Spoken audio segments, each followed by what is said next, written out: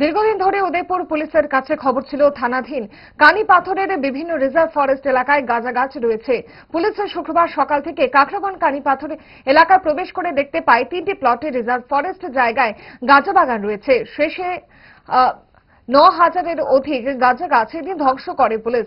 মহকুমা পুলিশ আধিকারিক সাংবাদিকদের জানান, শুক্রবার সকাল থেকে জেলা পুলিশ, সিআরপিএফ, টিএসআর বাহিনীকে সঙ্গে নিয়ে গাঁজা গাছগুলো ধ্বংস করা হয়। এগুলোর আনুমানিক বাজার মূল্য 10 থেকে 12 লক্ষ টাকা হবে বলে ধারণা করা হচ্ছে। আগামী দিনেও এরকম পুলিশের তরফ থেকে অভিযান চলবে বলে জানান পুলিশ মহকুমা আধিকারিক। কাকরাবন থানার অন্তর্গত কানিপাথর এলাকাতে একটি এন্টি গাঁজা প্ল্যান্টেশন ড্রাইভ কন্ডাক্ট করা হয়। এখানকার কানিপাথরে রিজার্ভ ফরেস্ট ল্যান্ডে 3টি প্লটে সর্বমোট এন্টি গাঁজা প্ল্যান্টেশন ড্রাইভটি কন্ডাক্ট করানো হয় এবং তাতে 9,000-এর অধিক গাঁজা প্ল্যান্টেশন ডেস্ট্রয় করা হয়। এখানে স্যার যে জায়গাটি ছিল সেই জায়গাটি কি স্যার গভর্নমেন্ট জায়গা ছিল না পাবলিক জায়গা ছিল? সেগুলো রিজার্ভ ফরেস্ট জায়গা, আরএফ ল্যান্ড।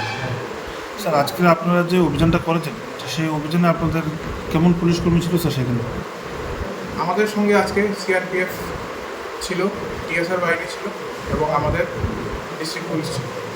স্যার এই অভিযানে আপনাদের কোনো রকমের সমস্যা বা যেখানে আপনারা যে গাঁজা প্ল্যানগুলো কেটেছিলেন সেখানে পাবলিকের কোনো সমস্যা হয়েছিল কি স্যার? না, আজকে কোনো সেরকম সমস্যা আমরা ফেস করতে হয়নি।